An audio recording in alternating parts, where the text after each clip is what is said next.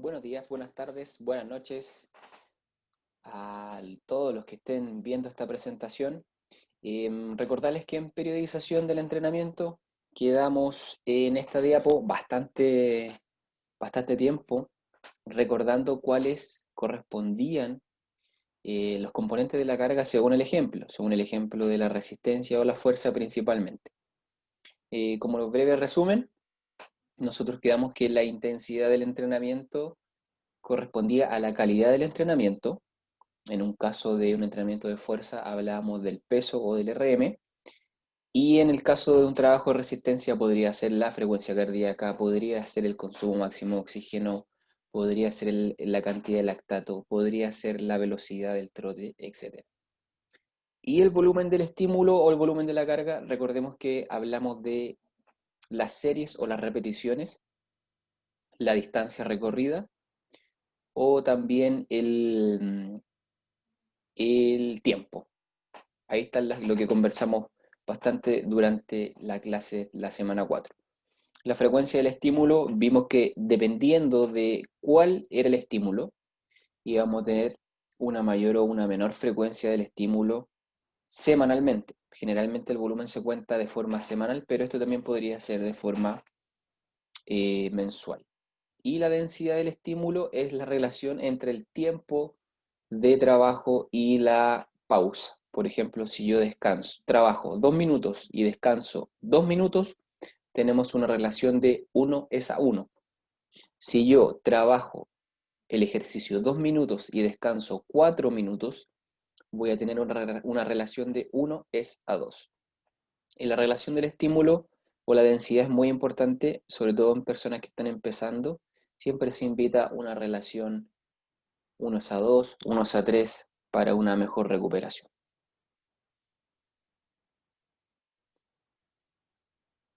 Alcanzamos a ver también un poco sobre la supercompensación. Vimos que era, voy a buscar acá el colorcito,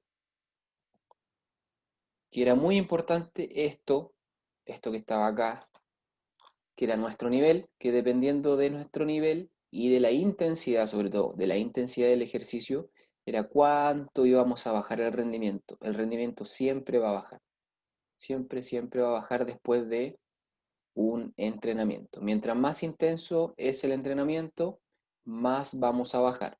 Entonces, dependiendo del estímulo, es cuánto mi eh, rendimiento va a descender, y también va a depender de cuántos días yo voy a demorarme en volver a un nivel, primero, a un nivel que yo ya tenía, y segundo, a un mejor nivel, que es la supercompensación. Y ahí yo debería volver a entrenar,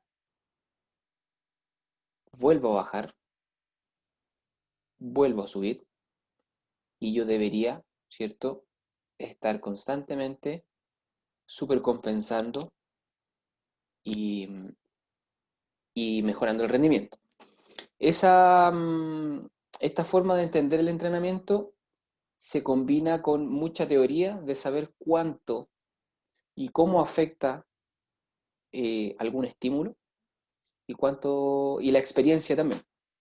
Ya, esto significa que si yo sé que mi deportista con un en entrenamiento pliométrico muy intenso va a quedar adolorido, no va, o capaz que ni siquiera queda adolorido, sino que el sistema nervioso central esté fatigado, yo tengo al menos 3 días de recuperación. Por ende, un entrenamiento pliométrico muy intenso debiese ser realizado entre 2 a 3 veces a la semana como máximo. ¿Por qué? Porque el cuerpo necesita adaptarse, y la adaptación sucede cuando nosotros descansamos. Es lo que se llama como entrenamiento fantasma. Y es algo que le culpan mucho los jugadores de fútbol, por ejemplo, que tienen la fama de ser muy carreteros y entrenan, pero no se recuperan de forma adecuada.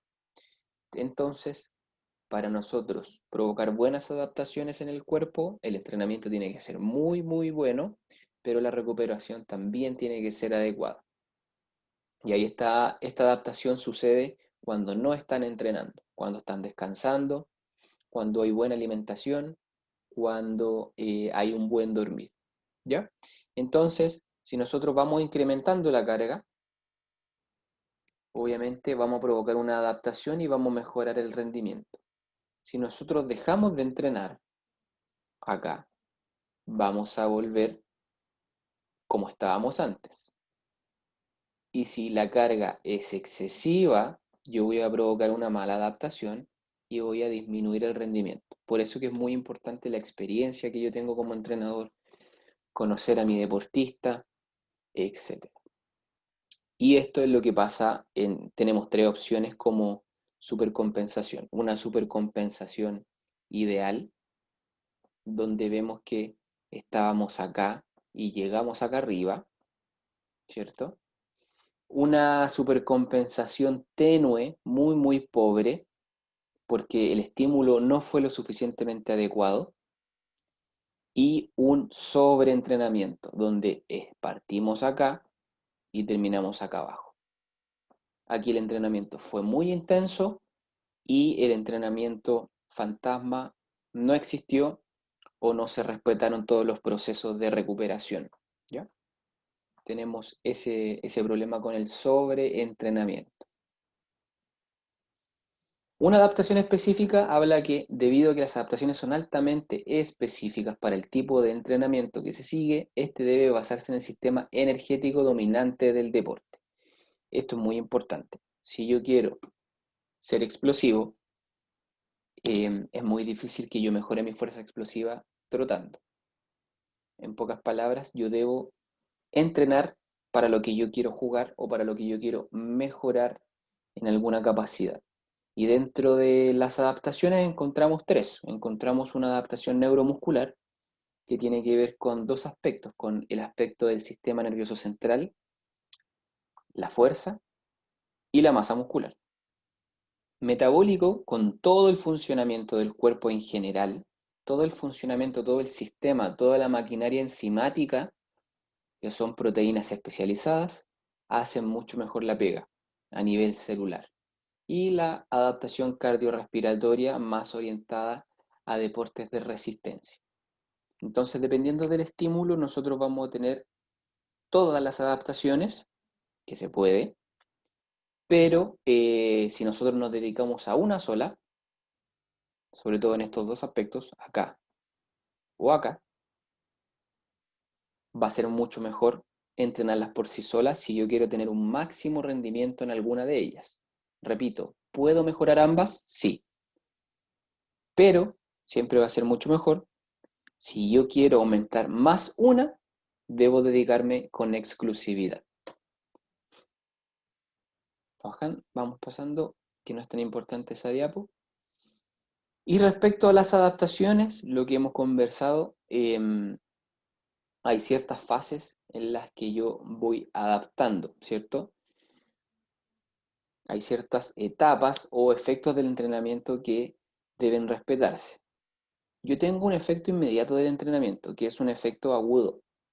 Por ejemplo, yo hago un entrenamiento de la fuerza y al ratito comienzo a sentir los brazos o las piernas llenas de sangre. Ahí aprovechan de sacarse fotos, ¿cierto? Porque el músculo está muy grande, pero debido a un efecto agudo. Eso significa que es momentáneo y esto dura 20, 30 minutos y ya el músculo vuelve a la normalidad. Y eso es un efecto inmediato. En un trabajo de resistencia, obviamente tiene que ver con un aumento de la frecuencia respiratoria, un aumento de la frecuencia cardíaca, etc. El efecto retardado, que es lo que pasa después de que entrenamos, días después del entrenamiento. Ahí encontramos el famoso DOMS, o el dolor posterior al ejercicio. Ese dolor en general sucede entre 48 y 72 horas, sobre todo si fue un entrenamiento muy intenso o un entrenamiento de carácter excéntrico. Ese efecto retardado no solamente tiene que ver con el dolor, sino que tiene que ver con, por ejemplo, la recuperación de proteínas que se rompieron, o perdón, de fibras musculares que se rompieron, y eso se demora. Entonces, vamos a tener un efecto crónico del ejercicio, que es este que está acá abajo, que nosotros al sumar tantos entrenamientos agudos, vamos a provocar un efecto crónico a largo plazo. Ciclo de la supercompensación-adaptación, el fenómeno del entrenamiento denominado supercompensación, también conocido como la ley de Weigert de supercompensación, fue descrito en 1941 y habla del síndrome general de la adaptación. Es lo mismo que hemos estado conversando, que nosotros siempre tenemos un nivel basal y el cuerpo siempre va a tratar de estar en ese mismo nivel. Cuando nosotros entrenamos, siempre va a bajar el rendimiento. Y tenemos dos opciones, o tres en verdad. Aquí muestra tres opciones este diagrama. Volver a entrenar y subir el nivel. Volver a entrenar muy intenso y bajar el nivel. Y volver a entrenar en el momento adecuado con las cargas adecuadas para obtener un nuevo nivel de rendimiento. Y aquí es donde yo debiese volver a entrenar. Y la pregunta que yo me imagino que ustedes se hacen es ¿cuándo es ese momento? Y como les digo, se mezclan tres cosas. Se mezcla la teoría, es decir, qué tan preparado está el entrenador, la experiencia que ha tenido con otros deportistas y el deportista mismo. Son tres consideraciones que debemos tener a la hora de volver a entrenar. El trote a baja intensidad me dice que, la teoría me dice que prácticamente puedo hacerlo todos los días. Pero el HIIT a alta intensidad, un trabajo muy, muy intenso, la teoría habla que puedo hacerlo 2 veces por semana. Entonces me debo informar mucho respecto a qué tipo de estímulo voy a hacer para tener una idea de la frecuencia del entrenamiento.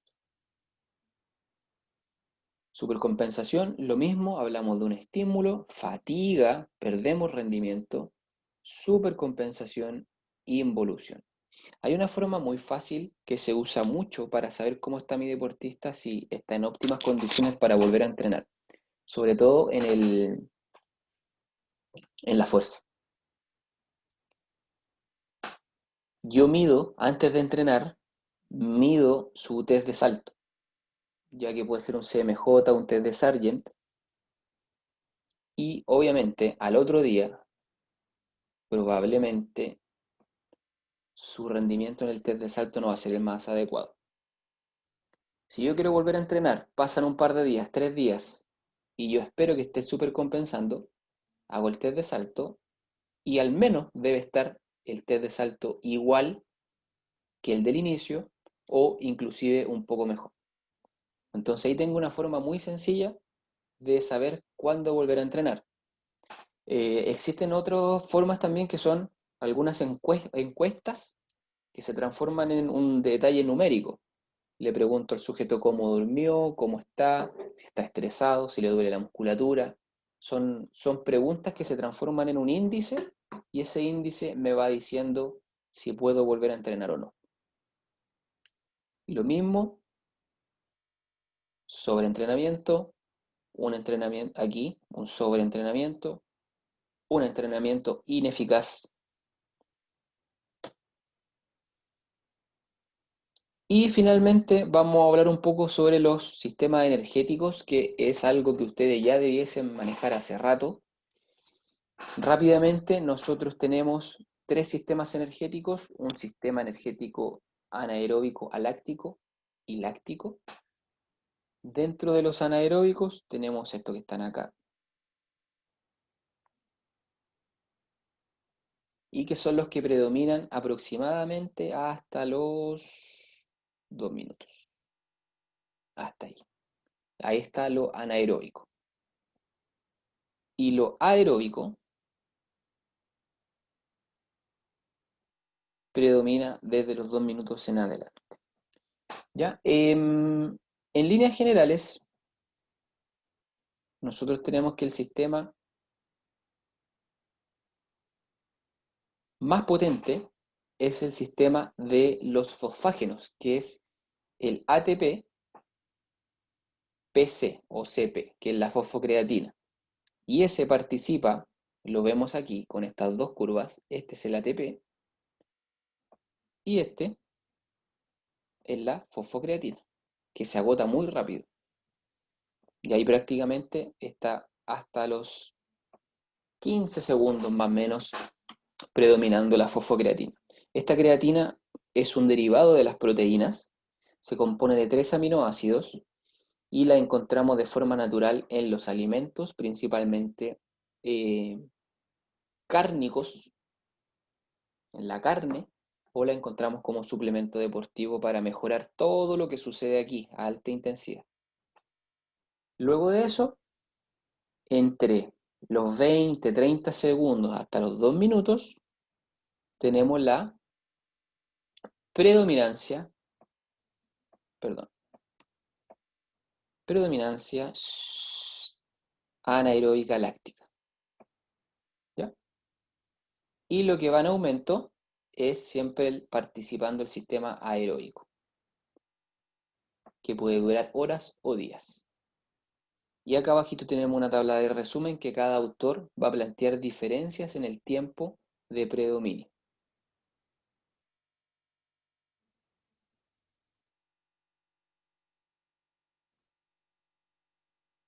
Aquí está un poquito más claro donde, sí, azul es aeróbico y el plomo es anaeróbico. Ya habla de duración del ejercicio. La producción de ATP durante los 10 segundos, en este caso, sí, 10 segundos están acá abajo, hablemos del tiempo, acá abajito.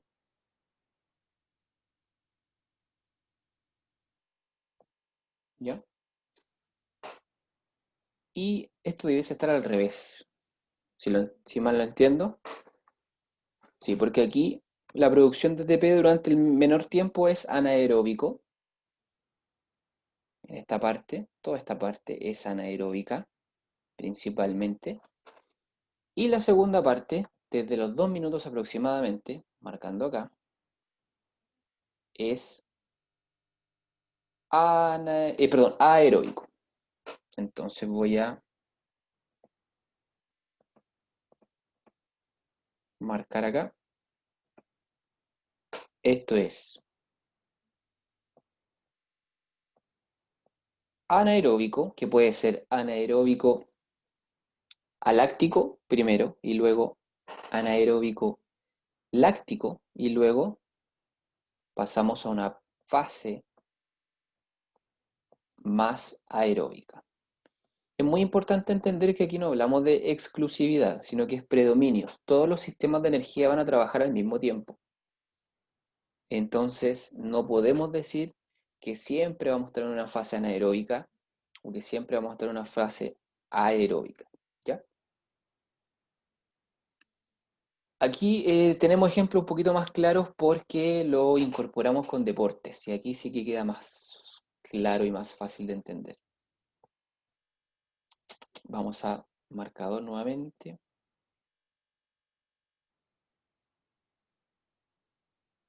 Puntero láser mejor. Bien, acá entonces tenemos los primeros sistemas energéticos fosfágenos ATP-PC, que tenemos ATP y la fosfocreatina, que está acá abajito, mostrada, ¿cierto? Combustible. Y el tiempo, 10 segundos. ¿Qué deportes tenemos ahí? Bueno, sprint, lanzamientos, halterofilia, los saltos, las acrobacias, etc. Cada vez menos ATP-PC, cada vez más glucolítico, esto significa anaeróbico láctico. ¿Y qué tenemos ahí? Tenemos ciclismo, natación, 500 metros de piragüismo, tenemos 400 metros planos, 800 metros planos, etc. Y ya a partir de los 2 minutos, si se fijan acá, vías metabólicas aeróbicas. Y el combustible, en este caso, es cada vez menos carbohidrato y cada vez más grasas. Y tenemos todos los deportes colectivos, también ciclismo, las artes marciales, etc. La maratón, obviamente, triatlón, todo lo que sea de larga duración. Si se fijan acá, queda como último combustible las proteínas, que queda como un caso extremo extremo de entrega de combustible. Generalmente no sucede y solamente aparece en casos de inanición, donde no come este deportista, o en casos muy, muy raros donde debe mantener una actividad física y no puede comer, ¿ya? Esta tabla es lo mismo, habla de los eventos y del aporte de los sistemas de energía. Tenemos los tres sistemas de energía: el más rápido, el medio y el más lento. Poca energía, mediana energía, mucha energía. Ahí están las diferencias. Y dependiendo del deporte, obviamente vamos a tener un aporte distinto de predominancia. Pero fíjate que